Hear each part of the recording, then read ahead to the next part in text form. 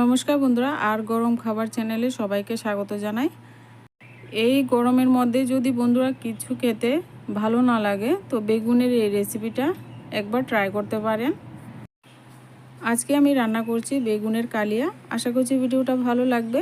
আর খুব সুন্দর এবং সুস্বাদু এই রেসিপিটা অবশ্যই বাড়িতে আপনারা ট্রাই করবেন। আর আমার চ্যানেল এখনও পর্যন্ত সাবস্ক্রাইব করা না থাকলে সাবস্ক্রাইব করে দিয়ে পাশে থাকা বেল আইকনটি বাজিয়ে দেবেন। বেশি মশলা তেল মশলা লাগবে না, একদম ঘরে থাকা উপকরণ দিয়ে কিন্তু এই সুস্বাদু রেসিপিটা করে দেখাবো। তো প্রথমে আমি এখানে দুটো বেগুন নিয়েছি। তো এরকম মোটা বেগুনটা নেবেন। বেগুনের বোটাটা কিন্তু ফেলবো না, বোটাটা সহই কিন্তু রান্নাটা করব। আর বোটার যে সাইডে অংশগুলি আছে সেগুলি কিন্তু এবার পরিষ্কার করে নেব। এবার দুটো বেগুন এভাবে পরিষ্কার করে নিয়ে এবার আমি ছুরি দিয়ে মাঝখান থেকে বোটাটা সহ মাঝখান থেকে কিন্তু কেটে নিতে হবে, একদম যেন বোটাটা একদম কেটে না যায়। তো দেখতে ভালো লাগবে, দেখতে ভালো লাগার জন্য এটা এভাবে করতে হবে। এই রেসিপিটা কিন্তু রুটি পরোটা দিয়ে খেতে ভীষণ ভালো লাগে, তো ভাত দিয়েও খাওয়া যায়। আমি ভাত দিয়েই খেয়েছি। আর এবার দেখো এভাবে মাঝখান থেকে বন্ধুরা কেটে নেবেন। আপনারা চাইলে কিন্তু এখানে বটি দা দিয়েও করতে পারবেন, আমি ছুরি দিয়ে করেছি। তো আপনাদের সুবিধা মতো করে নেবেন যাতে একদম বোটাটার মাঝখান থেকে কেটে যায়। তো এরপর এভাবে ডিজাইন করে কেটে নেব। এইভাবে কেটে দিলে বেগুনের মশলাগুলি কিন্তু ভিতর পর্যন্ত একদম ঢুকতে পারবে। আর কালিয়াটা খেতে কিন্তু ভীষণ ভালো লাগবে খেতে। এই রেসিপিটা কিন্তু খুব ভালো লাগে, রুটি পরোটা দিয়ে খেতে সবচেয়ে বেশি ভালো লাগে। তো এভাবে ডিজাইন করে সবগুলি আমি কেটে নিয়েছি। এবার আমি একটা বাটিতে 1 চামচ শুকনো লঙ্কা গুঁড়ো, হাফ চামচ হলুদ গুঁড়ো, হাফ চামচ লবণ একসাথে একটু মিশিয়ে নিয়েছি। এবার আমি ওই মিশ্রণটা বেগুনের মধ্যে ভালো করে লাগিয়ে নেব যাতে একদম মশলাগুলি ভিতর পর্যন্ত ঢুকতে পারে। তো বেগুনটা এইভাবে একটু ফাঁকা করে নেবেন, তারপর মশলাটা ভালো করে এইভাবে ভিতর পর্যন্ত ঘষে ঘষে এইভাবে লাগিয়ে নেবেন। এবার সবগুলি আমার এইভাবে মাখা হয়ে গেছে মশলা। এবার আমি একটা রেসিপি তৈরি করার জন্য মশলা তৈরি করছি। এখানে 4টা কাঁচা লঙ্কা, একটা বড় সাইজের পেঁয়াজ, 4-5 কোয়া রসুন আর অল্প একটু আদা একটা পেস্ট বানিয়ে নেব। আর এদিকে আমি চুলায় কড়াই বসিয়ে দিয়েছি, এর মধ্যে পরিমাণ মতো সর্ষে তেল দিয়ে দিলাম। এবার একে একে দিয়ে দেব বেগুনটাকে এবার ভেজে নেব।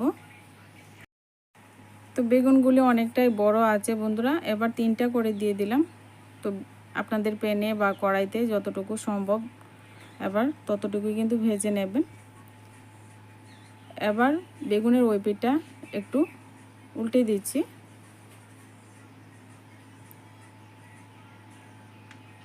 তো উলট পালট করে বেগুনটাকে একটু লালচে কালার করে ভেজে নেব। এত কড়া করে কিন্তু ভাজার দরকার নেই, তো একটু ভেজে নিলেই চলবে।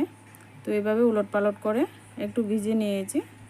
আর বেগুনটা এইরকম কালার করে ভেজে নিয়েছি। তো বেশি কড়া করে কিন্তু ভাজিনি বন্ধুরা, তো বেশি কড়া করে ভাজলে একদম গলে যাবে বেগুন। তো দেখো বন্ধুরা কত সুন্দর করে আমি বেগুনটাকে ভেজে নিয়েছি। এবার ওই তেলের মধ্যে আর একটু তেল, সামান্য পরিমাণ তেল দিয়ে দিলাম। আর ওই তেলের মধ্যে এবার ফোড়নে দিয়ে দেব একটা শুকনো লঙ্কা, আর দিয়ে দেব অল্প পরিমাণে কালো জিরে। রেসিপিটা কালো জিরে দিয়ে করছি। এবার ফোড়নটা একটু লাল লাল করে ভেজে নেব। ফোড়নটা যখন লাল লাল করে ভেজে নেওয়া হয়ে যাবে, এবার আমি পেস্ট করে রাখা মশলাটা দিয়ে এবার মশলাটাকেও একটু কষিয়ে নেব।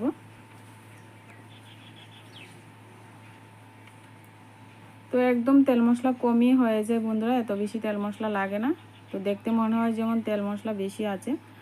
এবার এখানে আমি একটা টুকরো করে রাখা টমেটো দিয়ে দিলাম, ছোট ছোট টুকরো করে রেখেছি, দিয়ে দিয়েছি। এবার একটু ভালো করে ভেজে নেব। এবার মশলাটা ভালো করে কষিয়ে নেব। আর আমি এখানে মশলা বাটি ধুয়ে একটু জল দিয়ে দিয়েছি, আর পরিমাণ মতো একটু পরিমাণ শুকনো লঙ্কা দিয়েছি। আমি যেহেতু কাঁচা লঙ্কা ব্যবহার করেছি, একটু হলুদ আর পরিমাণ মতো লবণ। এবার ভালো করে মশলাটা ভেজে ভালো করে কষিয়ে নিতে হবে যতক্ষণ না পর্যন্ত সুন্দরভাবে মশলাটা কষানো হয়ে যাচ্ছে। তো মশলা থেকে যখন তেল বেরিয়ে গেছে তখনই আমি এখানে পরিমাণ মতো জল অ্যাড করে দিয়েছি।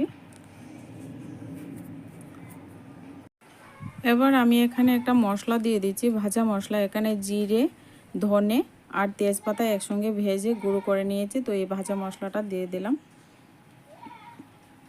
এবার একটু ঝোলটাকে ভালো করে একটু ফুটিয়ে নেব প্রথমে, কেননা বেগুন দিয়ে যখন ফুটাবেন তখন কিন্তু বেগুনটা গলে যাবে। তো আগে থেকে এইভাবে একটু ফুটিয়ে নেবেন ভালো করে, যাতে ঝোলটা ফুটে যায়, তারপর কিন্তু বেগুনটা দিতে হবে। তো বেগুন দিয়ে কিন্তু বেশিক্ষণ রান্নাটা করা যাবে না। তো এবার একে একে সব বেগুন আবার দিয়ে দিলাম। এবার বেগুনটাকে ভালো করে একটু খুন্তি দিয়ে একটু নাড়াচাড়া করে ডুবিয়ে দেব, যাতে বেগুনের মধ্যে একদম মশলাপাতি ভালো করে ঢুকতে পারে। তো এবার একটু ঢাকা দিয়ে 1 মিনিটের জন্য ঢাকা দিয়ে রান্নাটা করে নেব। এবার ফিরে আসছি 1 মিনিট পর। এবার 1 মিনিট পর ঢাকনাটা তুলে এবার বন্ধুরা দেখতেই পাচ্ছেন ঝোলটা কিন্তু অনেকটাই শুকিয়ে গেছে। বেগুনের গায়ে যেন ঝোলটা একেবারে লেগে থাকে। তো এই পর্যায়ে আমি এখানে কিছু ধনেপাতা অ্যাড করে দিচ্ছি। এবার ধনেপাতা দিয়ে আর একটু নাড়াচাড়া করে দিলে কিন্তু রেসিপি একেবারে রেডি হয়ে যাবে। তো বেগুনের এই কালিয়াটা যদি আপনাদের কাছে ভালো লাগে, আমার চ্যানেলটিকে সাবস্ক্রাইব করে পাশে থাকা বেল আইকনটি বাজিয়ে দেবেন। যখনই কোনো আমি ভিডিও চ্যানেলে দেব তো আপনারা নোটিফিকেশন পেয়ে যাবেন। তো দেখো বন্ধুরা, বেগুনের কালিয়াটা কত সুন্দর হয়েছে আর কত লোভনীয় হয়েছে দেখতে। তো আপনারাও এই অসাধারণ এই বেগুনের কালিয়াটা অবশ্যই বাড়িতে একবার ট্রাই করুন। আর ভিডিও যদি ভালো লাগে অবশ্যই একটা লাইক করবেন। আর আমার চ্যানেলটি সাবস্ক্রাইব করা না থাকলে চ্যানেলটিকে সাবস্ক্রাইব করে দিয়ে পাশে থাকা বেল আইকনটি বাজিয়ে দেওয়ার অনুরোধ রইল। তো বেগুনের কালিয়াটা আপনারাও বাড়িতে তৈরি করে সবাই মিলে খাবেন। আজকের ভিডিওটা এ পর্যন্তই, দেখা হচ্ছে নেক্সট ভিডিওতে।